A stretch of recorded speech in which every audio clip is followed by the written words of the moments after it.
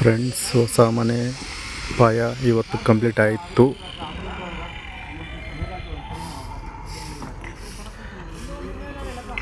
ತುಂಬ ಖುಷಿ ಆಗ್ತಾಯಿದೆ, ಯಾವಾಗ ಕಂಪ್ಲೀಟ್ ಆಗುತ್ತೆ ಮನೆ ಅಂತ.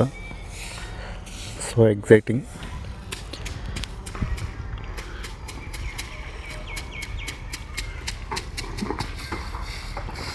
ಆ ಕಡೆ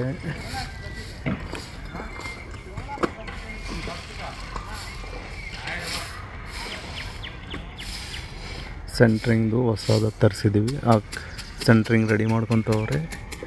ಈ ಕಡೆ ಮೇಸ್ತ್ರಿಗಳು ಕೆಲಸ ಮಾಡ್ತಾಯಿದ್ದಾರೆ. ನಮ್ಮ ಮೇಸ್ತ್ರಿ ಅವರು ನಮ್ಮ ಬಿಲ್ಡಿಂಗ್